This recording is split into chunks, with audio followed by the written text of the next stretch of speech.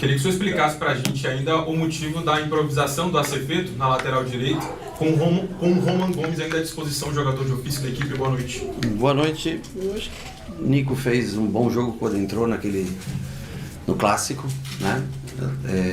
Ajudando muito na construção, um jogador muito aguerrido, e o Roman, jovem ainda, está tentando se adaptar um pouco mais. O Roman é um jogador mais de passagem pelo lado, mas como a gente joga muito com dois pontas, nós gostamos da produção do Nico naquele jogo, fizemos no último, e hoje ele veio, para mim, foi um dos principais jogadores do nosso time no dia de hoje. É uma questão de tempo, de se adaptar. O Roman pode, quem sabe, no próximo jogo estar jogando nessa função, mas eu preferi porque tinha o Eric hoje ainda, era um jogo de mais força hoje para tentar marcar melhor o Inter e ter um pouquinho mais de bola aérea. O Eric tem esse jogo aéreo, também fez um bom jogo hoje, no dia de hoje. E optamos por manter o que nós fizemos no penúltimo jogo, demos continuidade para isso, trabalhamos durante a semana inteira dessa maneira. O Nico é um cara que se adapta, já jogou até de zagueiro comigo algumas vezes. Nessas três funções, pela direita, zaga, lateral e volante, ele se adapta com relativa facilidade e entrega, eu acho que experiência, conhecimento, luta, e ele tem um passe melhor quando está de frente o jogo, ele consegue entregar uma melhor construção de jogo. Por isso a opção por ele no dia de hoje. Boa noite, Rogério. Eu queria que você falasse sobre o mental dessa equipe, depois até da eliminação na Libertadores, onde o time reage bem e vence esses jogos e começa o Brasileiro vencendo 3 jogos seguidos fora de casa, já empatando com o número de triunfos fora de casa com a temporada passada. Eu acho que não foi um grande jogo. Acho que o jogo foi relativamente fraco, na minha opinião, tecnicamente falando, né? Mas é um time que tem competido bastante e tem dado resultado nos jogos fora de casa contra Corinthians, Santos e Vasco. Corinthians, Vasco e hoje o Inter, né? Claro que nós gostaríamos de jogar, até em determinados momentos a gente conseguiu pôr a bola no chão e criar algumas chances, tanto que a jogada do gol é uma jogada de troca de passe, com infiltração do Eric vindo por trás e cruzando essa bola. Não sei, acho que alguém passa no meio das pernas do jogador do Inter ali, eu não sei, antes de chegar no William José. Mas assim, criamos pouco perto do que normalmente a gente cria. Mas é um time que tem competido bastante, se postado bem em linha defensiva, teve as oportunidades dos contra-ataques, principalmente depois da entrada do Ademir. O Caio deixou 2 vezes ele ali na cara do gol para fazer o cruzamento, uma para o Del, se não me engano, outra que o Sanabria chegou um pouquinho atrasado. Tivemos as nossas arrancadas no final, nos fechamos bem para marcar. Gostaríamos de ter tentado finalizar o jogo antes, mas não fizemos tecnicamente um jogo tão bom para que pudesse fazer o 2-0. Rogério, boa noite. No intervalo da partida, o William, após marcar o gol, desabafou, né, após ser criticado, né, perdeu o pênalti no clássico. Em entrevista você está falando? Sim, sim. Entrevista ele desabafou, né? Especificamente sobre o atleta, queria que você falasse não só sobre a partida dele, mas sobre essa questão, um jogador que em momentos muito importantes foi jogador que fez gols e decisões para o Bahia, e atravessa ali uma oscilação em relação a críticas por parte da torcida. Como é que vocês lidam com isso? Eu não sei o que ele falou, tá? Eu não tenho noção do que ele falou, não sei para quem ele falou e não tenho noção do conteúdo do que ele falou. O William é um jogador que tem uma característica de flutuação, de armação de jogo, é super importante dentro da característica dele. Claro que não é aquele centroavante de ataque ao espaço, de intensidade alta, um jogador que é importante para qualificar tecnicamente o time. Eu acho que sempre quando o centroavante vive de gols, né? Ele perdeu um pênalti esses dias e isso tudo fica na memória do torcedor. Crítica, quase todos nós aí sofremos crítica todos os dias, né? Somos julgados todos os dias, é uma profissão onde você é julgado 2 vezes por semana. E você tem que tentar tirar, eu não sei qual foi o conteúdo, espero que não tenha sido nada grave, teve alguma coisa muito... Não foi só direcionado, eu acho que ele falou quando faz gol é o melhor e quando não faz... Eu acho no caso que ele não foi o melhor hoje e fez o gol, e muitas vezes ele também não fez o gol e não tem por que ele ter sido o pior jogador do mundo. Então, conduzir, tentar se preparar, se condicionar cada vez melhor. Ele tem ajudado bastante a gente. Hoje entrou o Del ali depois para dar um pouco mais de mobilidade, um pouco mais de movimentação, já que a gente não ia estar dentro da área do Inter e sim tentar atacar os espaços, né? E por isso até a escolha do Del ao invés do Everaldo. Se fosse um jogo que nós estivéssemos mais dentro da área do adversário, talvez o Everaldo, né, um jogador mais efetivo, com jogo aéreo melhor. E no caso de hoje, como estávamos numa linha um pouquinho mais baixa, o Del foi importante, brigou bastante.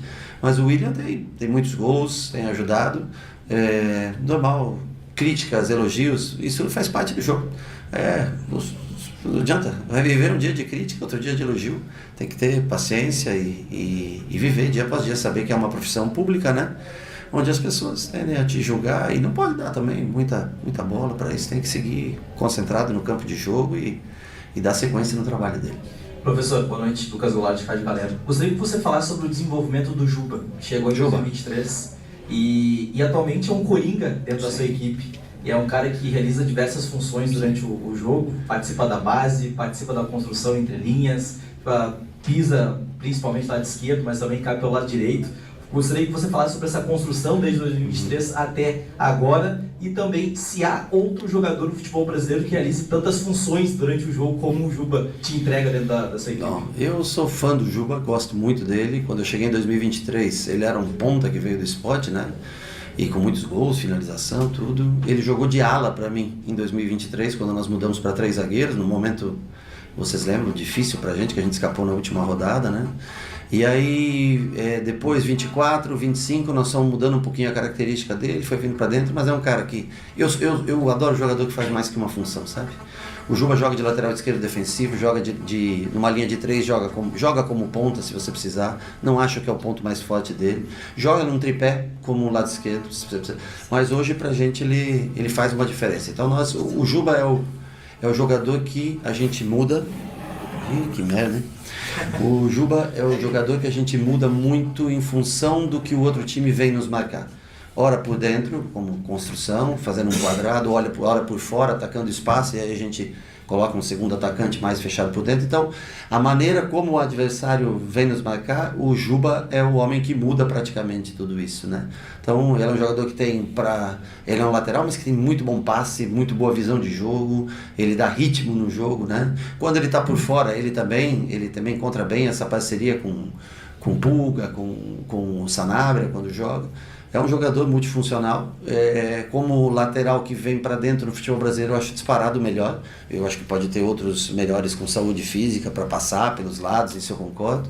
Mas para quem quer um jogo apoiado, construído por dentro, com superioridade, o Juba é fantástico, um jogador que veio a custo zero, né, pro Bahia, acho que de se lembrar disso, e um jogador que eu não estranharia se chegasse uma Copa do Mundo. Eu acho finaliza, que... né? Tem gol, né?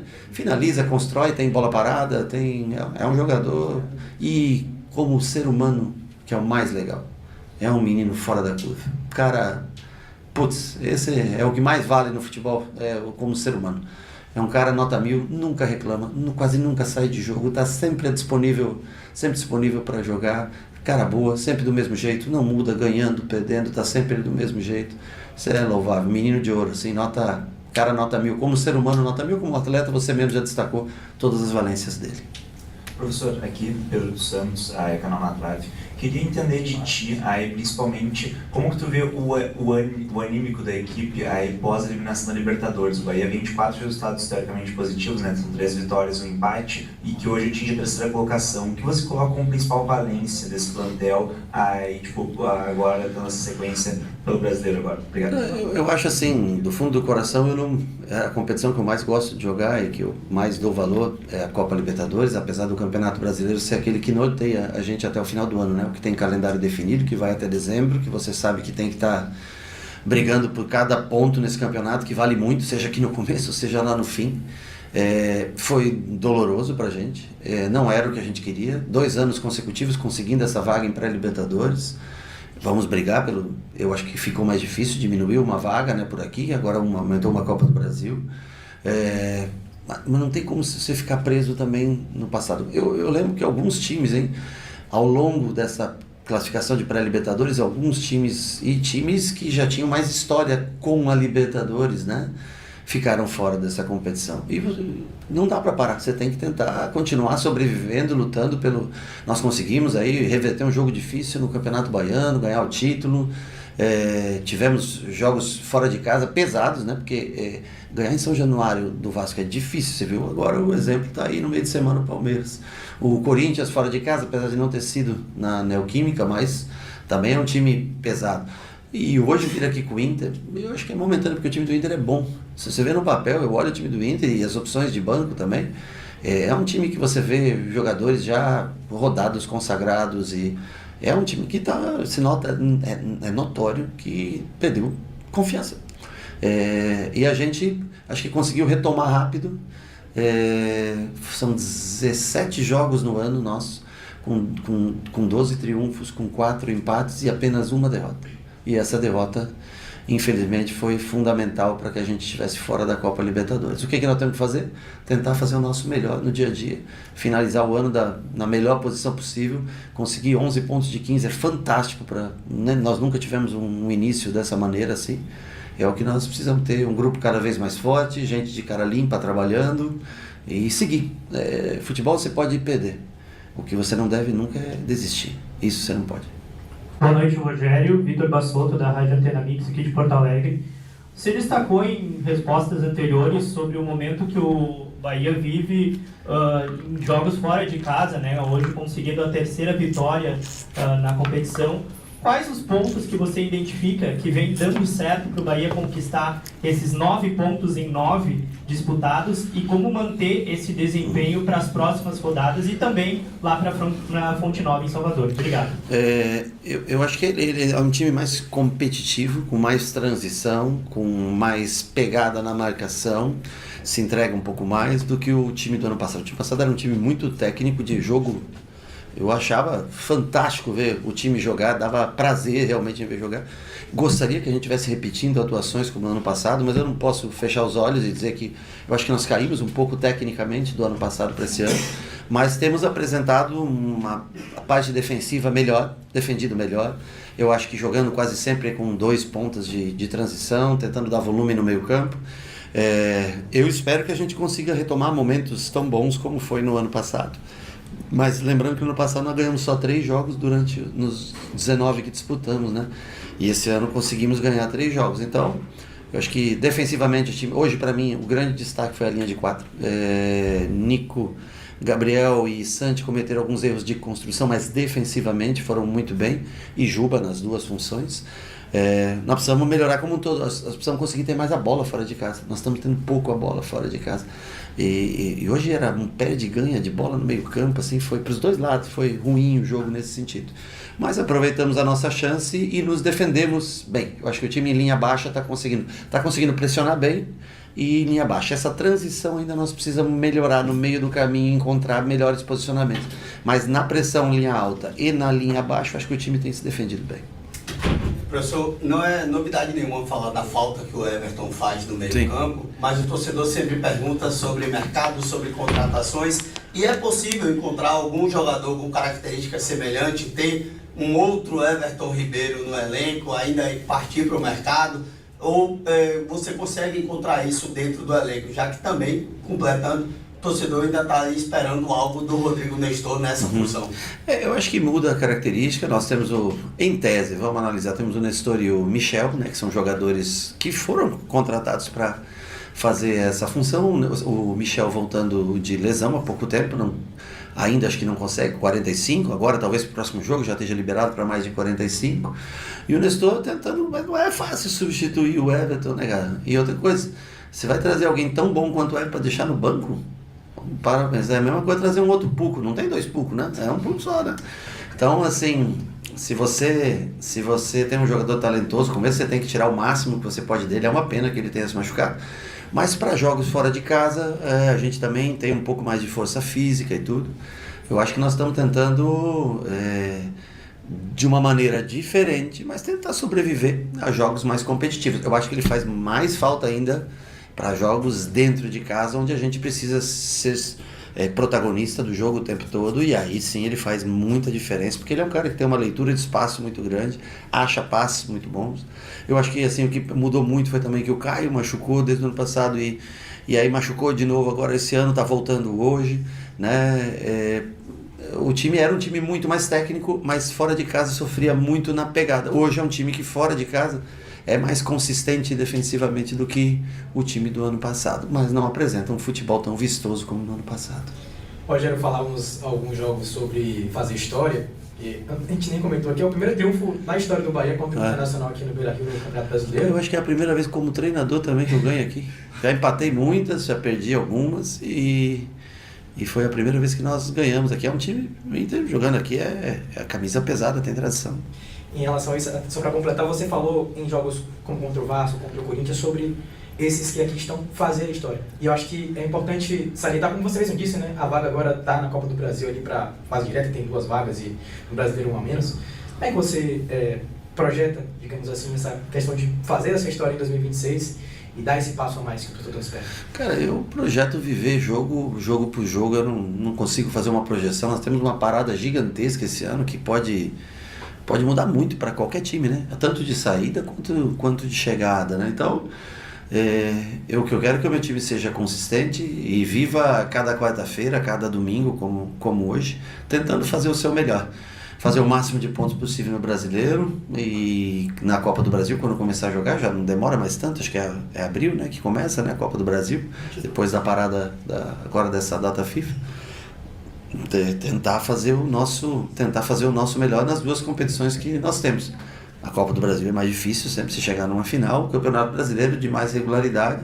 Acho que a gente normalmente tem se destacado mais nos campeonatos de pontos corridos, né? Tanto no nosso campeonato local, como Copa do Nordeste, como Campeonato Brasileiro, são os campeonatos que a gente mais tem tido destaque.